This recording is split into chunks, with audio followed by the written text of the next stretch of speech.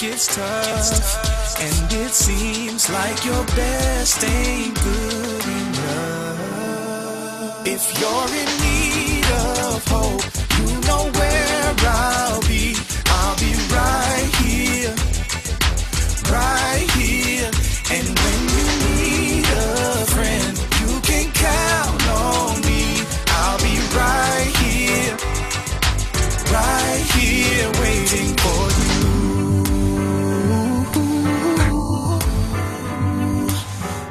This is the place you can always turn to when you need a friend. The Lillian McDermott Show. To reach out to Lillian, visit her on the web at whenyouneedafriend.com. Now let's all learn together. Here's Lillian McDermott. Hello, my listening friend. It's so nice we can meet each other on the air on this beautiful best day ever.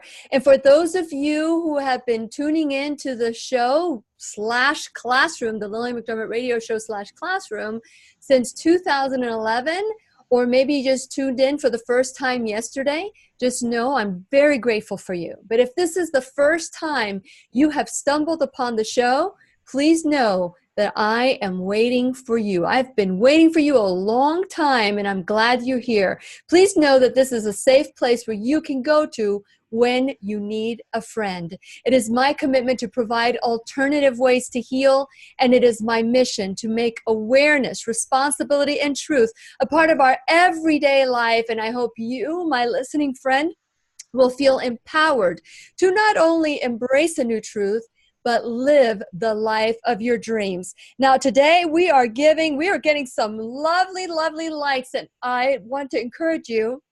Oh my God, I've got a little tickle in my throat. I want to encourage you that if you have any, excuse me, hold on a second. Excuse me. I, for some reason, got something in my throat, and I'm going to mute my mic right now so I can really...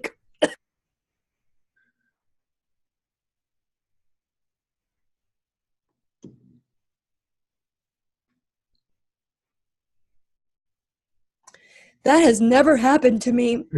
I'm actually losing my voice. I must have inhaled something while I was talking. And now I'm crying because tears are going through my eyes from this. Okay, so today we have Randal Bell, PhD, and we're going to be talking about the book, Me, We, Do, Be.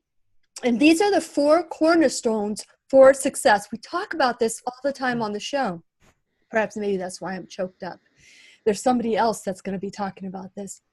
And so I want to ask you, if you have ever experienced anything that you thought was so devastating that you would never wish it on your worst enemy. And then there's people that we're talking about life-changing moments. But then there are people who go through this and they completely collapse, or they just come out of whatever it is, and they not only survive it, but they thrive. Have you ever wondered what is the difference between the two? And so today, I am grateful that we have socio-economist, CEO of Landmark Research Group and author of Me, We, Do, Be, Randal Bell, PhD, who has experienced this firsthand. And so he's going to share to us what are these keys to not only survive, like I said, but thrive.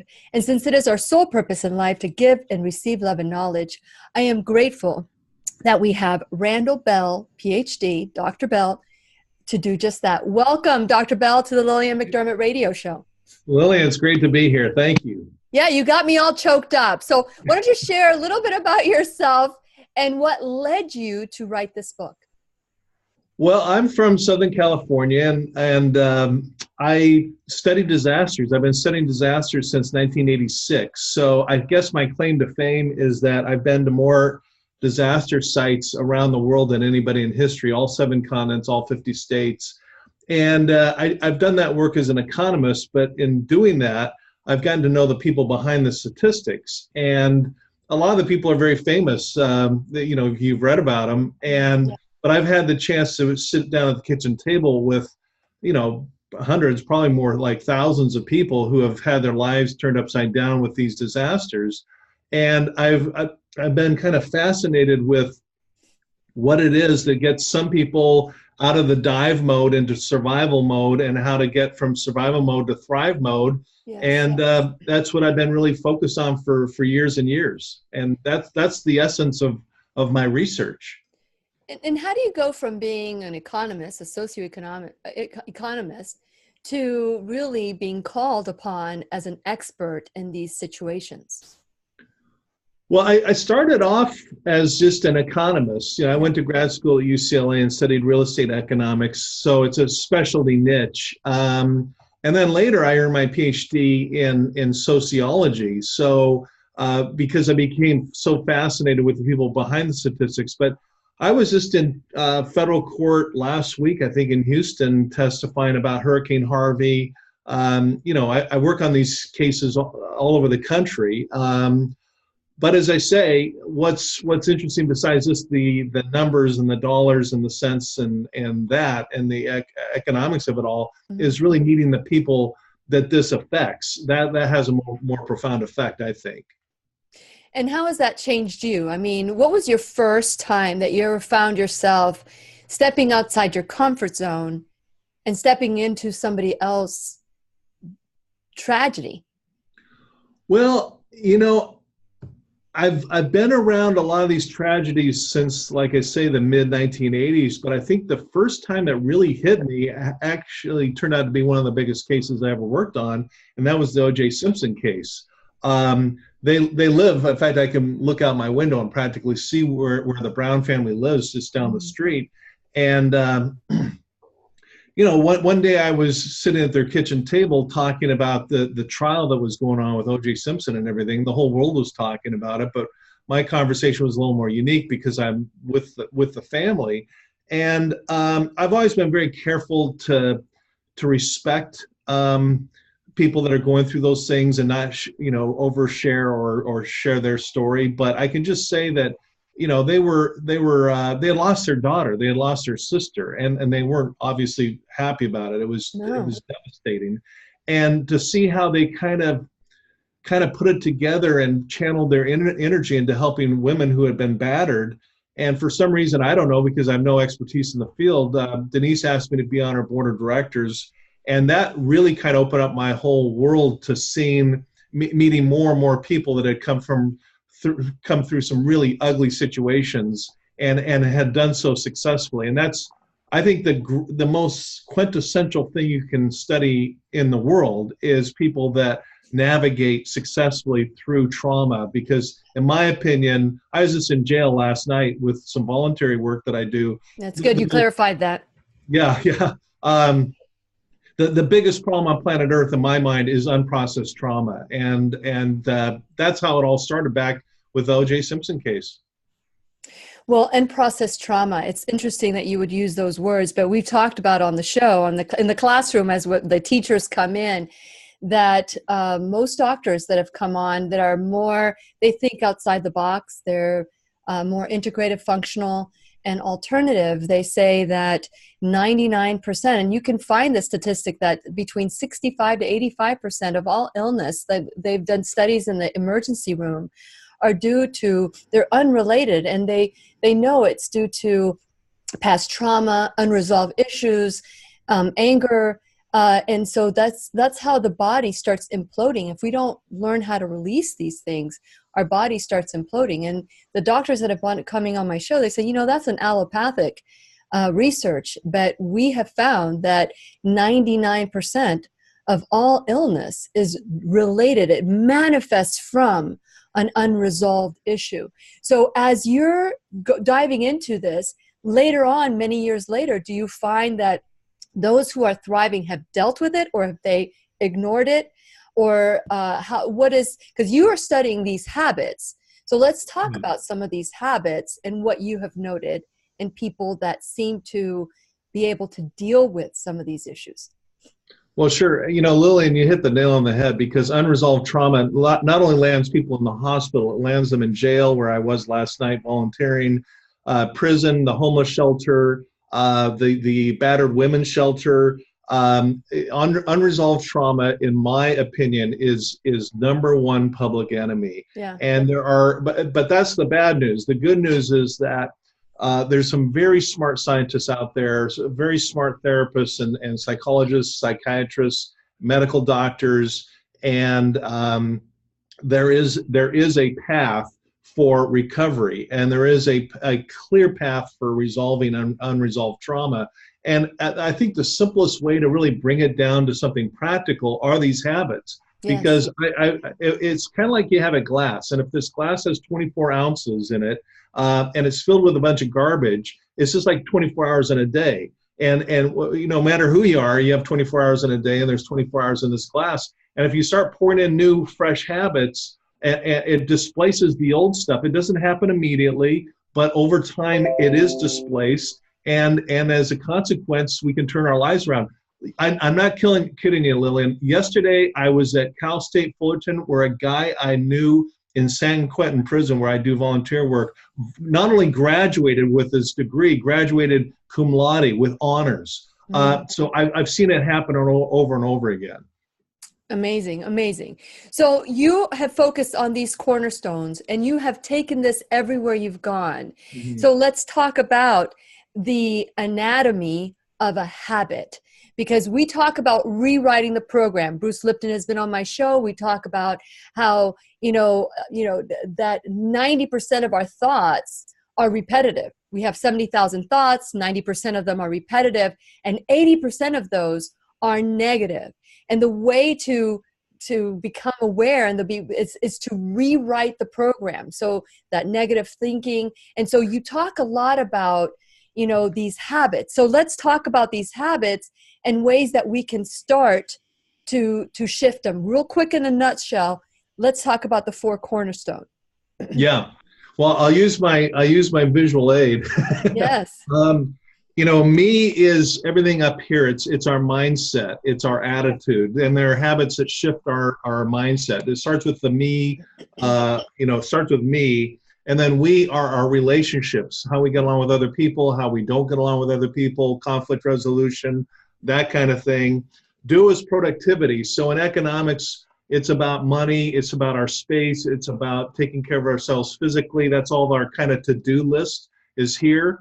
And then B is what we're becoming, what our future looks like, and the habits that get us to those dreams and making those dreams a reality. So me, we, do, be are kind of like the 4 cornerstones of a building. If you have a solid set of habits, if you have these 4 areas in your life or business that are solid, you can build anything you want, whether it's a teepee or an igloo or a skyscraper or a house or whatever you want to build, but you got to have a solid foundation. And those are the 4 cornerstones. And so from these decades of research I've done, around the world, more disasters than anybody in history, the essence of it all really boils down quite simply to these 4 cornerstones. And with about every disaster I see, I can see where one of these 4 cornerstones is deficient. And the process of rebuilding is get it back in shape. Yes, and that is true.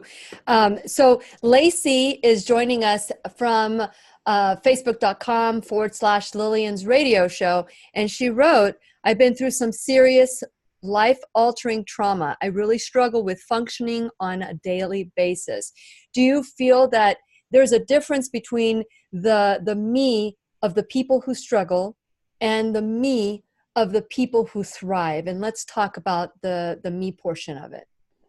Well, sure. Yeah, that's a great question. A lot of people are struggling, and a lot of people put on really nice veneers and everything else, but a lot of people are struggling. And if we're honest, we all do, including me. We have, Sure. Some days just, rough days. The world can be a rough place. It does start with the me cornerstone. And one statistic, is very, very famous now out of the book is making your bed. Getting up in the morning and making your bed, actually you're 207% more likely to become a millionaire. Now it's not all about money, but the point is that our morning ritual is very important, and we can kind of like keep hitting the snooze button and sleeping in, or turn on the TV immediately and watch the morning news. I have nothing against TV or morning news, but we need to have a ritual in the morning that kind of gets us in the right place. And that really starts with meditation. And I the first time I ever meditated in my life was in San Quentin prison. A guy convicted of murder taught me how to meditate. And he was the sort of guy that I would be happy to live next door to. He'd turned his life around, and the foundation was a morning practice, a meditation or prayer, nature walks, running. My morning ritual is very important. This morning I got up, made my bed, talked to my wife, meditated, and I went on a 5-mile run. And I feel great. And I give credit to the fact of these morning rituals really get you in the solid footing you need. So you really need to think about how you're spending that morning ritual time, that daily quiet time in the morning.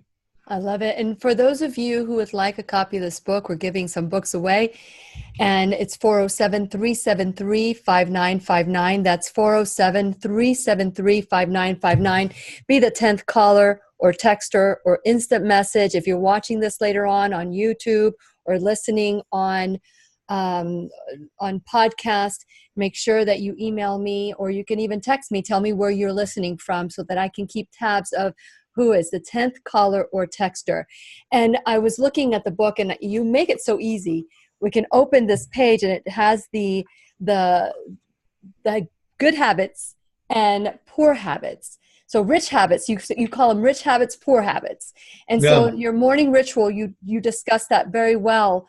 And also your daily habits. Let's talk about your daily habits as we go into that me state of mind. Well, the me is really centered in the morning, but you have me habits throughout the day. I mean, like on the way driving into the office today, I listened to an inspirational podcast. So in other words, in Southern California, where I live, where we have a lot of commuter traffic and that kind of thing, I take that downtime and make it productive. It's habits like that, or podcasts like yours, audiobooks, all these things keep us engaged in something really positive and helpful, and it really alters our attitude. So, and reading is a very powerful habit. There's dozens of them in the book where we statistically correlated people's level of success and happiness with various daily habits, but those are the main ones: reading, meditation, prayer, nature walks, exercise, podcasts, all those kinds of things to improve the mind, improve the attitude. It's rewriting the program, and that's what's most important about it. It's not just, like sometimes people are thinking, okay, I've got to think of what I don't want. They'll say, well, I don't want to be lazy, or I don't want to be poor. But what we really need to do is replace those thoughts with what we want.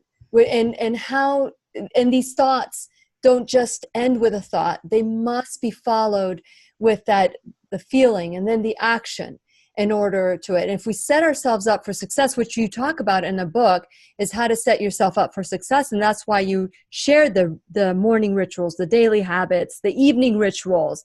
What has been one that you do not compromise, that anything, you might be busy, but that habit is not compromised? Is there any one in particular?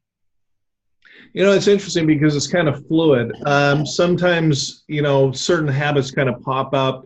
And I think it's important to be kind of adaptive. But I think the one recently that I absolutely am militant about it is, and we've talked about, is meditation. Because what's funny is I learned how to meditate in San Quentin prison when I was volunteering there. And then it dawned on me, this is taking the heart of a cold-hearted killer. This guy was in for murder, and yet he was the most docile, pleasant, kind person you'd ever want to meet. And then I recently went to my cardiologist, and she's making out a prescription for medications and eating and cutting out salt. One of the things on her prescription was meditation, and She was very serious about it. And it's incredible. I actually put the cuff on my arm before I meditate, and then I measure my blood pressure after I meditate, and it drops 5-10 points. It's like a magic trick to take the blood pressure down. So this is not kind of, and I mean no disrespect. I just got back from India, where this is not a religious thing. It's not a a Buddhist or Hindu thing. And that's not to say that I don't respect those belief systems, because I do, but it's a medical science thing. My cardiologist said, look, there are Harvard studies that talk about meditation. And it really, if you're going to pick one habit to help a broken heart, it's meditation, because it takes the left and right hemispheres and the brain waves, and you get into this whole discussion of alpha, beta, gamma brain waves, but it gets your brain into brain waves it otherwise doesn't get into, and it really is very healing, literally. Yes. And, there is no medication out there that can do what meditation, good nutrition. There's so many things that we can do. And I don't know if you know this, Randy, but Randall, that my registered service mark is you can take a pill or you can take responsibility. And it's not, and the word responsibility that I talk about is not about blame, shame, fault, or duty. It's about empowerment and freedom, that if I created something, I can uncreate it. And taking that 100% look at our life and what we want to change. And so, there's nothing that will do what taking ownership for our life, no pill out there. And these statistics that you just quoted are not just, they're in PubMed.gov, they're in so many different, on my show, we talk about these all the time. So I want to encourage all of you to look more into this, because it is very important that we take ownership. Now, you give an example in the book. His name is Danny, and I would love for you to talk about Danny as an example of how we can change that belief to really look beyond our limitations. Yeah, Danny is a real person, and he's this all happened just up the street in Laguna Beach at a homeless shelter. I really enjoy volunteering with society's marginalized, and whether it's jail, prison, homeless. And I was teaching a class for years, and Danny would come into the class, and he was skeptical. He wasn't quite buying everything I had to say, but he was curious enough to give it a shot and listen. And he showed up week after week, didn't have a lot to say.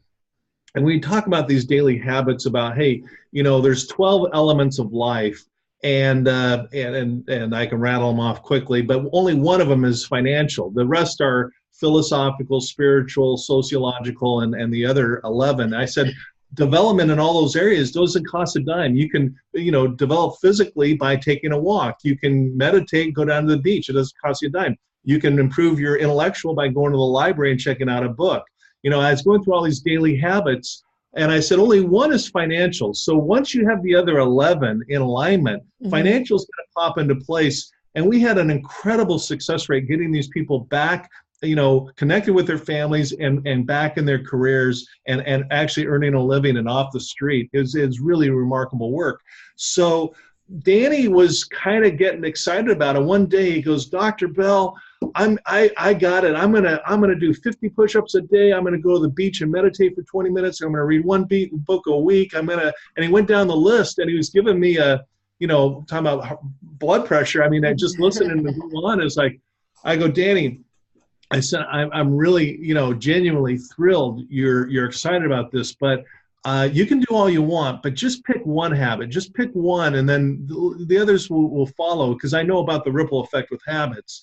And he says, okay, one, I'm going to do 50 push-ups a day. I said, Danny, that's terrific. You've zeroed in on one habit, but your commitment is not to do 50. Your commitment is to do one push-up a day. Now, if you want to do 2 or 3 or 5 or 50 or 150, I don't care, but just commit to me, to yourself, more importantly, to the group, that you're going to do one push-up a day. Well, the next Sunday I went in for the class, and Danny came in. He says, Dr. Bell, I only did 10 push-ups.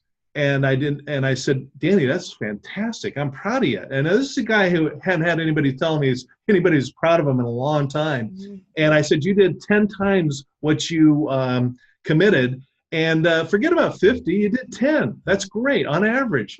So he kind of sat up straight and felt good about himself. And the next week he came back and he'd done an average of 15. And before you know it, he really was doing 50. And before you know it, Lillian, he was coming in and saying, I did read a book on top of that. And I did go down to the beach and I meditated or prayed, whatever his belief system was. And it just grew and grew. And one day I went into the homeless shelter to do some paperwork or something, and I saw him in the hall, and he came up to me and he looked really sad.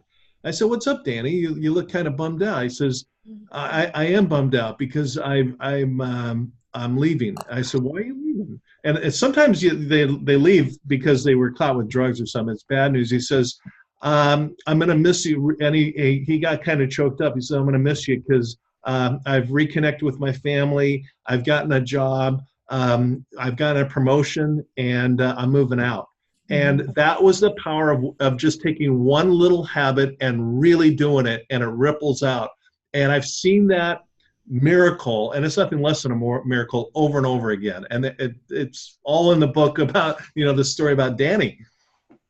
It's a beautiful story, and it goes to show you that even if something horrible happens, we can choose to start anew.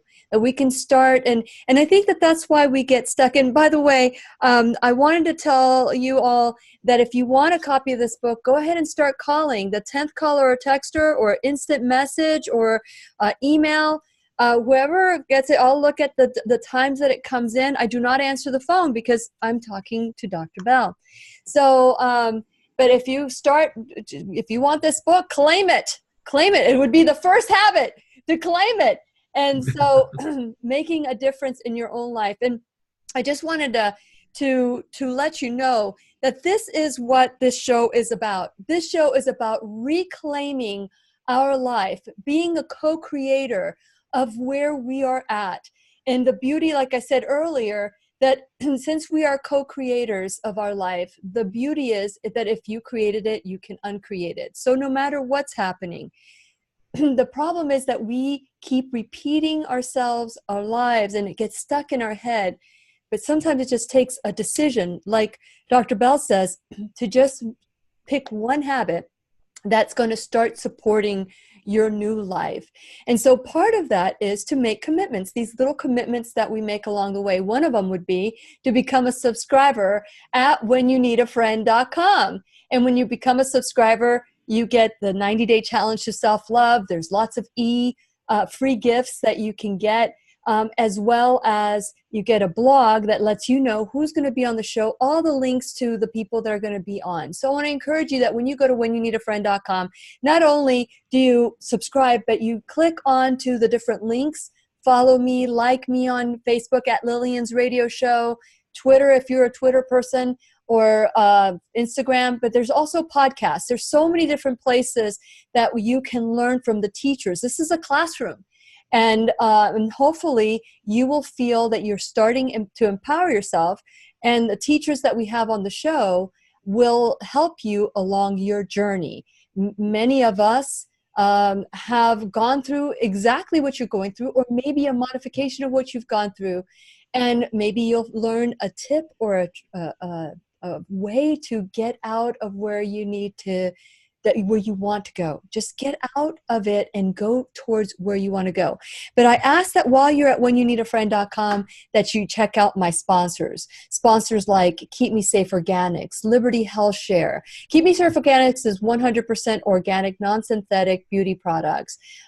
First Alternative Care, $35 a month, covers your entire family for non-urgent medical needs, dermatology, 3 hours a year of mental health counseling for your entire household, $35. So there's Liberty Health Share, which is a stepping away from insurance and learning more about how to move towards taking control of your health care. And of course, we have Dr. Stephen Grable, who is an alternative doctor in Jacksonville, Florida. We also have the pharmacy that offers non-toxic medication that would be compounding as well. So mention my name and you get 20% off. These are all people who have aligned their intention with, I am enough to figure this out.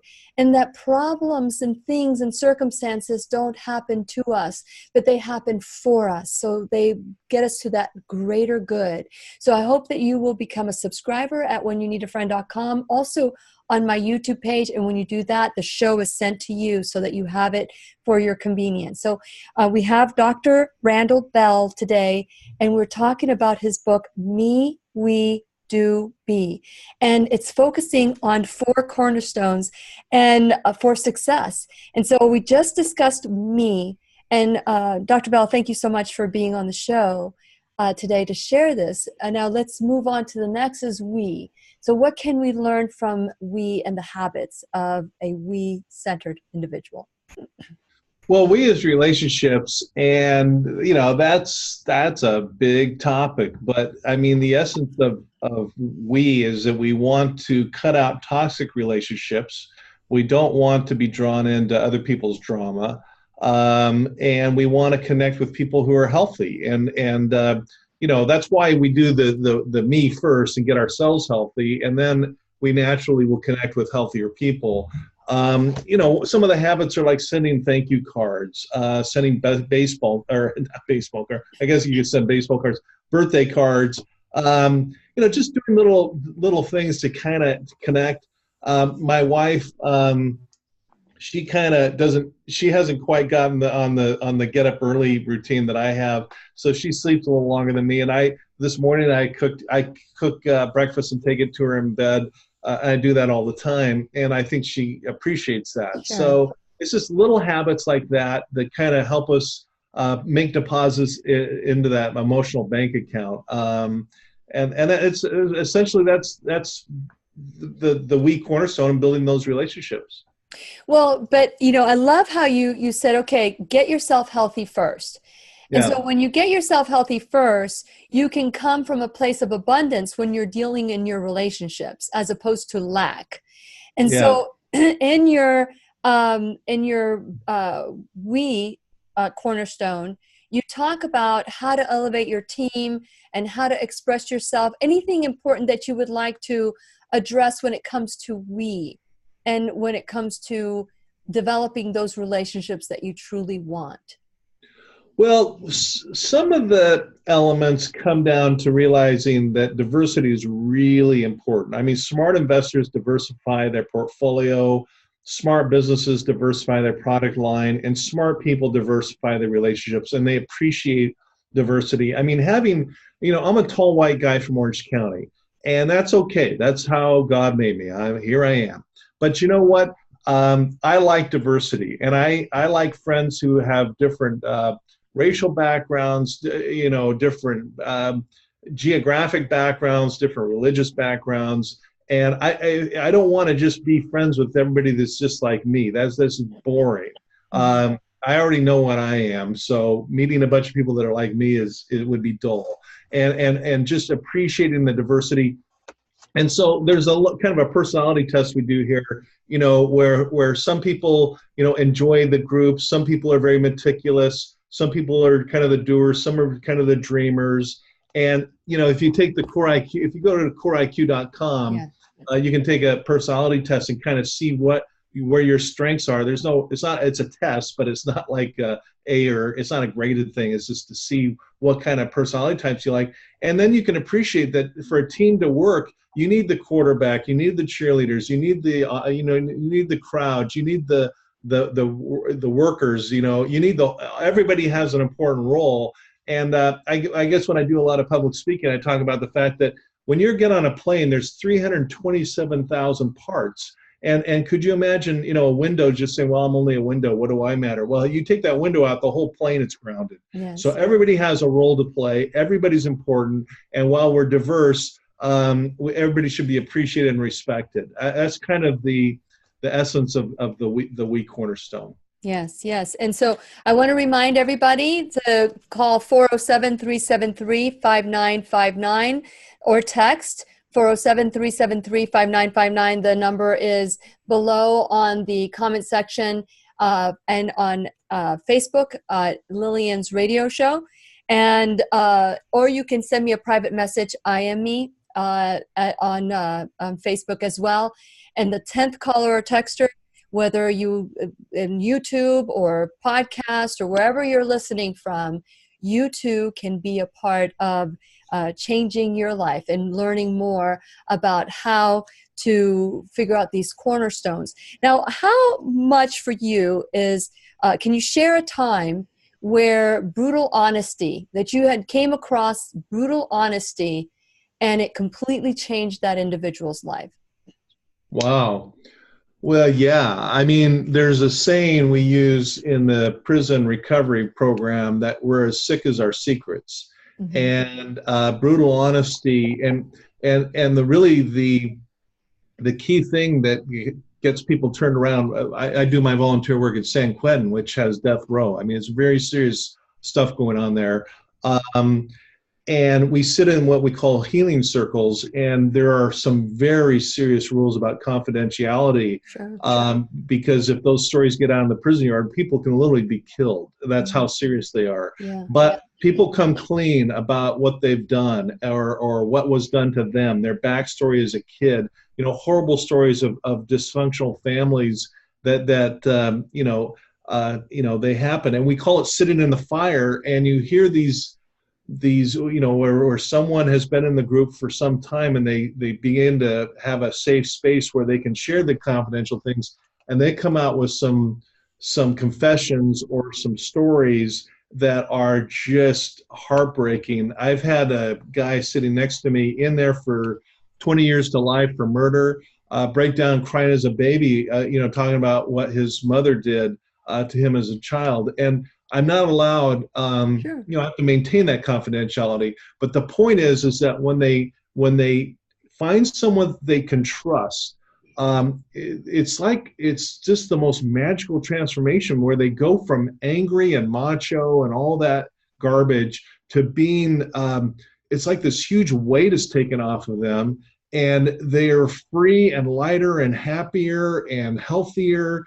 And it's essential in healing from trauma is to find someone you can trust and tell them all the garbage and get it out of your system, because it's like a volcano and it builds up and builds up.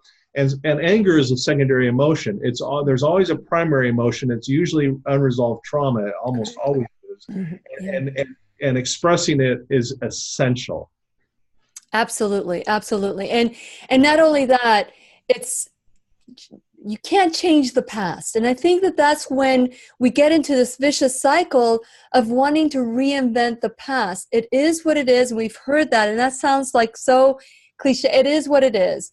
But once we can embrace what is and see the beauty in what is, without having to rewrite it, so that you can start saying, okay, this isn't about fault, blame, shame, or duty. And at whenyouneedafriend.com, you can answer 4 little questions that will take you from that victim mentality to empowered, no matter what it is. And so I want to encourage people to go there as well as take this Core IQ. What would people discover with this Core IQ if they go to CoreIQ.com? Well, they'll discover 2 things. They'll discover their strengths in terms of their personality type, and also most people have kind of a primary strength and then a secondary. Mm-hmm. They'll also see where they're deficient. And the nice thing is that you can kind of identify that, hey, maybe my deficiency is in the B cornerstone. I don't have written goals. That's a habit that's very, very important. I have bad time management. You know where to focus your energy with implementing new habits. Mm-hmm. I say over and over again in the book, don't try and take on all these habits at once. Yeah. Don't just take one, like that story with Danny. So it will show you exactly where to put your focus. Very good. Okay, so let's move to the do, because a lot of people have a lot of thoughts and what they want to do, but without an action plan, it's just a thought. So let's focus on what do we need to know about the do cornerstone.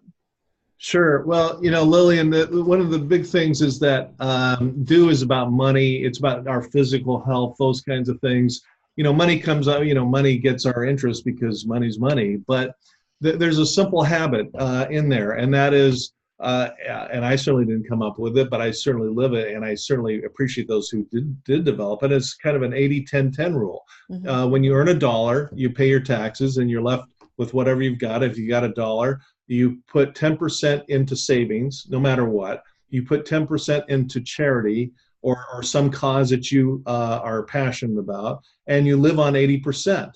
And you reduce your costs to live within that 80%. And as long as you're saving 10%, and also helping society in general with the other 10%, you inevitably build wealth. It's just math. And with compounding interest, it just keeps going and going.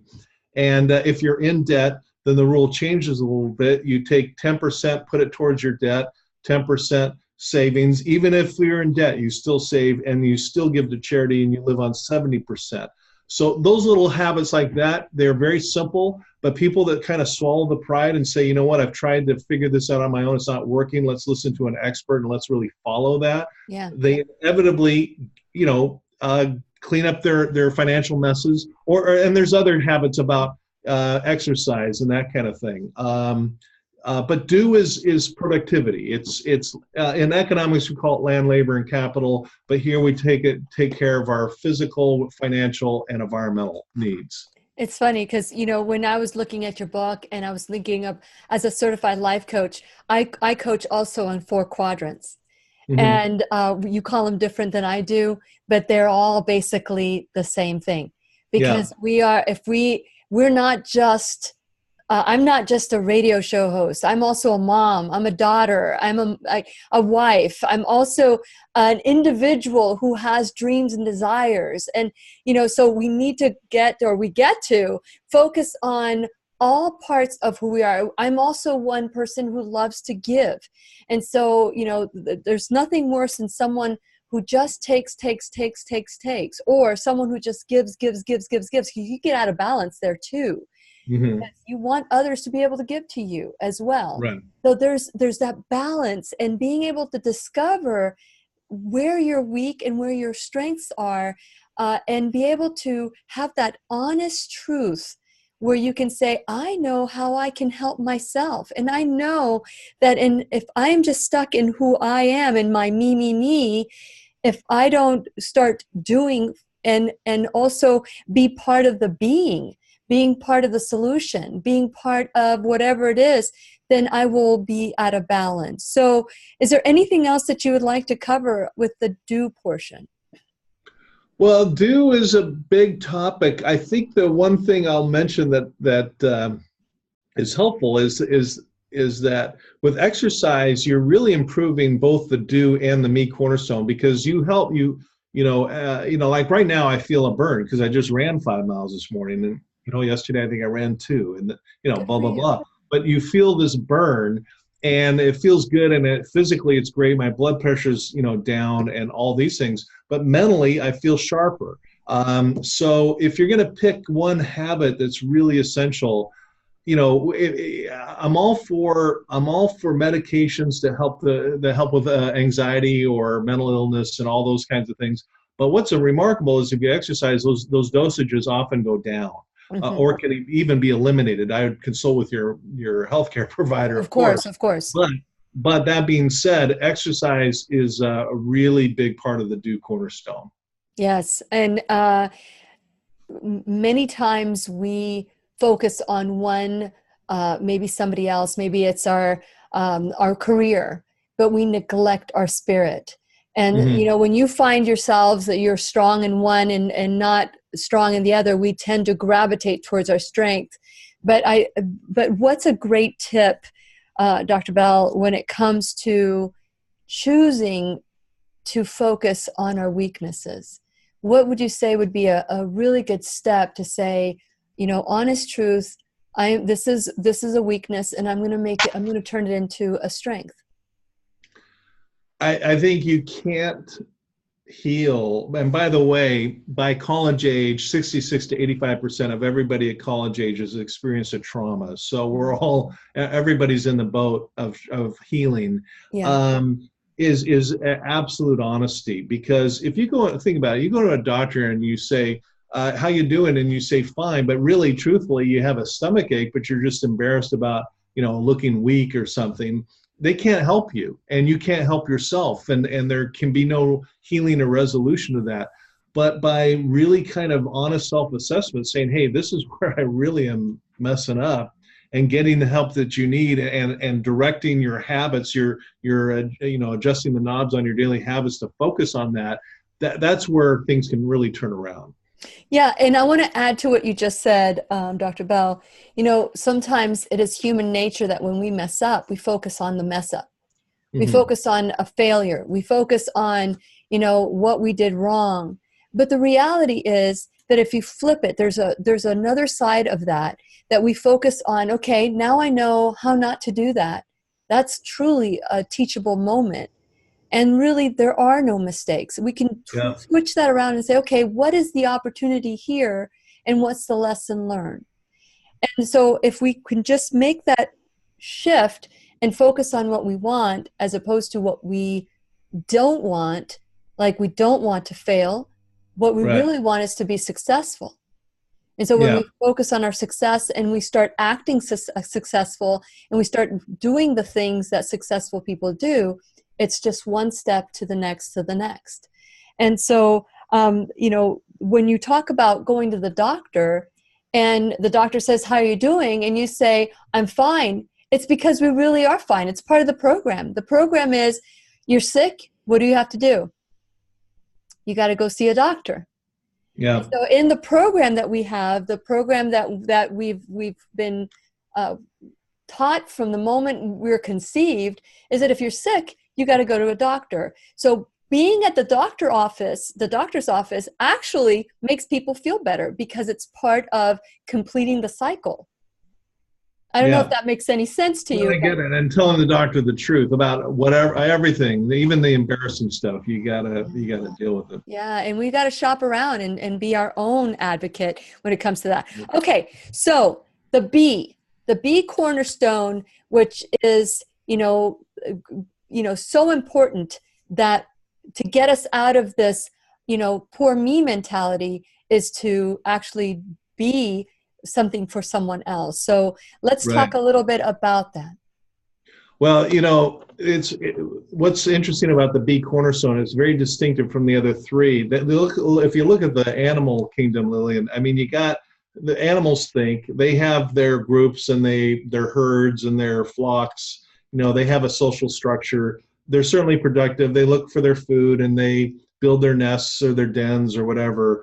But humans are the only ones that have the bee cornerstone, because if you go to the San Diego Zoo, the animals are doing the same thing today, I guarantee, than they were doing when I was in kindergarten. My parents took me there for the first time. And Yeah. yet, in 66 years, humans went from the first flight with the Wright brothers to landing on the moon. I mean, we are bee creatures. We're always stretching and growing. And that's what the bee cornerstone is about. It's about setting written goals. One of the things is that a goal not written is only a wish. We got to write them down. We got to put them where we see them. And we got to break those goals down and put them into our calendars with little components and keep at it. Mhm. B habits are those things that really make those dreams become a reality. And that's the essence of the B cornerstone. Very good, very good. And so, as you summarize the book, as you are talking, like I said before, you have the rich habits and the poor habits and all the wonderful things that we can adopt ourselves.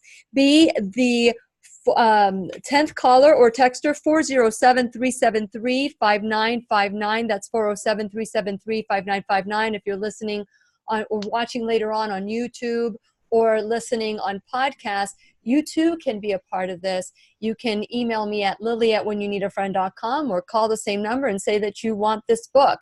Just let me know what book it is, because it might be, days after the show has aired. So with that in mind, when we are choosing these habits for ourselves, can you share a moment where you find yourself in a truly teachable? I'm sure that every time you get called to be a part of, a case, whether it's tragedy or an assessment of a property or anything to that effect, that you feel, oh boy, I'll never be the same again. I know you talked about the O.J. Simpson trial, but has there been anything where it has touched your heart beyond what you ever thought you could give? Well, they all have different dimensions. I mean, working on the World Trade Center was astounding because, when I went there, there were You get started down that path. It's hard to explain just the profound sense of sadness. But having a role to play in helping rebuild that was really an honor for me. The biggest case in the history of the world with environmental disasters was the Bikini Atoll. But sitting on a coconut tree log with families who had lost loved ones because of the exposure to radiation was horrific. And then I went to Chernobyl and that kind of thing. They all have different dimensions, but with a common denominator in all these cases, where I worked on Sandy Hook, where horrible school shooting. The list goes on and on. I've literally worked on thousands of disasters.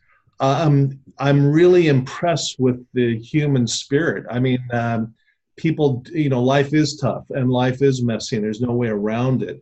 And Rolling Stone magazine asked me the other day what my philosophy of life was. And Buddha said life is suffering. I think Buddha was right, half right. I think it's also joy. Mm-hmm. And I think you got to embrace them both. I think once you suppress the suffering or suppress the joy, you get problems. But once you embrace both of them is where you really, have a fulfilling life. And that's what it's all about, is trying to heal and be productive, help others, and have a fulfilling life. So they all have kind of taught me lessons that really kind of led me to that life philosophy.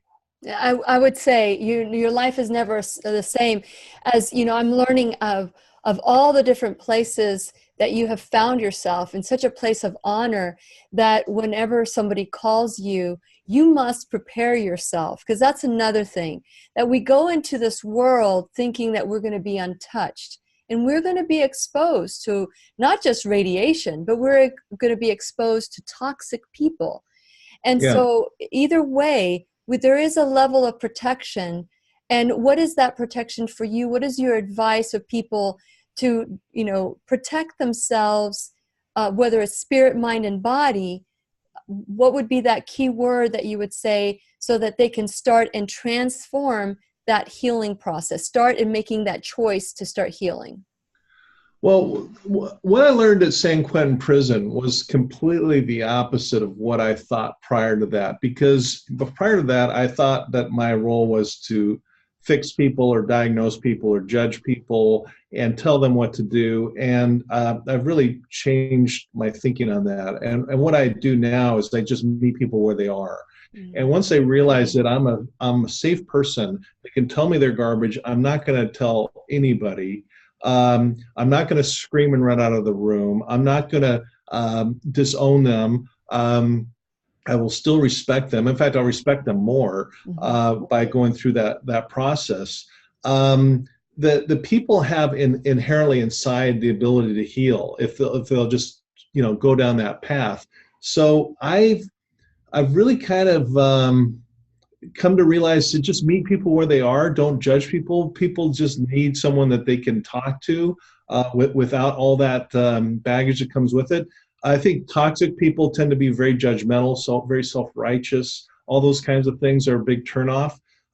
In prison, sometimes people tell you lies, and you know that they're lies. I don't call them out on their lies, because lies are a way to protect them from not divulging something they're not ready to talk about. And I'll just kind of like, okay. So meeting people where they are and listening are really very powerful tools. Very good. Very good. Well said. Well said. And for those of you, if you want a copy of this book, Dr. Bell, where can people get a copy of this book if they don't win a copy today? Well, it's on Amazon.com. It's all over the place. I just did the Today Show in New York with it, and the Hallmark Channel, and now your show. I mean, it's just all over the place. But the fact is if everybody bought the book, maybe I make enough royalties to take my wife and out to dinner and get her dessert. But I'm not in it for the money. I can tell you that, because we donate so many books to the jails and prisons and homeless shelters. And but it's important to me, having had the privilege of seeing all these cases, to just synthesize these lessons and get it out there to the people that want the information. Well, I think it's wonderful that you have set us up for success with a Cornerstone. And I think most people today, they they can say that they wouldn't do that. And I always quote the great philosopher Meatloaf when I say, people, you remember the song, I would do anything for, fill in the blank. Remember that For song? you. No, I would do anything for love. Oh, yeah. Yeah, Okay. yeah. Whoops. Okay, so that's the blank right there. I'll Yeah. do anything for, fill in the blank. Yeah. But then he says, but I won't do that. So the question is, and with which you have with me, we do be, is what are you willing to do to build those 4 cornerstones for success, to actually set ourselves up for success? So I want to thank you, Dr. Bell, for being on the show today to share your wisdom that you have achieved through so much tragedy and joy, as well as, because it's amazing how you can have both tragedy, sadness, and joy at the same time. And I'm sure you've seen it all. Well, thanks, Lillian. It's been a pleasure to be on your show. I appreciate you giving voice to this research. We're all in this together. I deal with this stuff like you do and everybody else does, if we're honest. I certainly don't take a point of view that I'm preaching or, No. teaching others how to run their lives. But these are lessons gained at great expense from my friends, my clients around the world, and they just need to be shared. But Absolutely. Thank you. And thank you for this book. For those of you, it's called Me, We Do Be. And you can get it, you can go to coreiq.com and start your journey as well. And answer the question, what am I willing to do today? One habit, just one habit that's in the book. And so thank you so much. And I will acknowledge you after the show. I will talk to you about any questions that you have after the show at Lillian's radio show. Please remember, I'll be right here waiting for you worldwide at whenyouneedafriend.com. This is Lillian McDermott wishing you love, peace, joy, and unexpected abundance. Make it the best day ever. That's the best ever. Good job.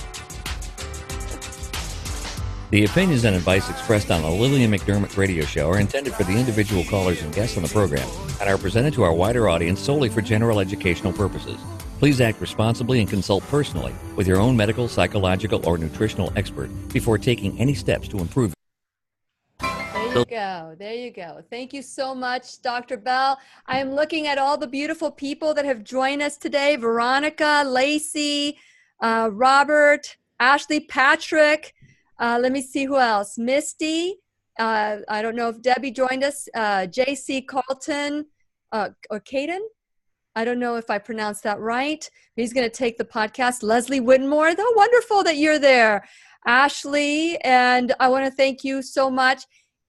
For those of you who would like to take part of this book, you need to claim the prize. And so is there anything else that you would like to share, Dr. Bell, in the private session right before we say goodbye that maybe we didn't talk about? I think you did a great job, and I think we hit the key points. I think that, information's great, but there's just that spark where we just say, hey, I need to act on that. And hopefully people are acting on this. And that's not to say people aren't already, involved in self-improvement, but just take, I'm just looking for turning the notch up a little bit. That's hopefully what's been accomplished. Yeah. What are we willing to do? Many of us focus, I won't do that. I won't do that. I can't do that. I'm not enough to do that.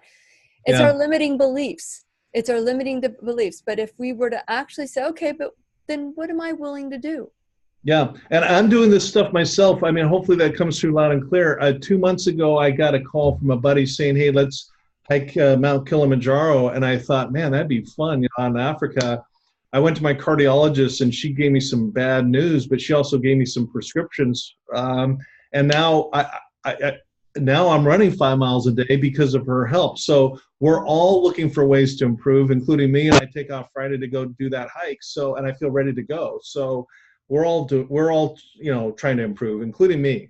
Very good. And I think that, I always say that if you think you are done growing, which I did a meme on this, and you can find it on my pages, and it says, if you think you're done growing, put a chalk line around you because you are dead. Hopefully it is the last thing you do is before you take your final breath is to feel like you have continued to learn. Something happens to us, Dr. Bell, that I think I got out of, which I thought that I knew a lot. And the more I learned, the more I realized I didn't know a lot. I didn't know what I didn't know, which is a lot. Yeah. It's funny because when I earned my PhD, my son, my youngest son, said something interesting. He says, well, so does this mean you know like everything now? And I said, actually, it's exactly the opposite. I realize how much I don't know, but I've been given the skills and the training to go research them and learn about them. But no, I don't know everything. And that's really true. Very good. Very good. Well, thank you so much for this extra little time. And I'm loving all the love and all the likes that we're getting. Please make sure that you share this video, like us, follow us on social media. I know that Dr. Bell also has his social media. You can follow him on Facebook at Randal Bell or Core IQ and Instagram. There's so many different ways to stay connected. The goal is to keep growing.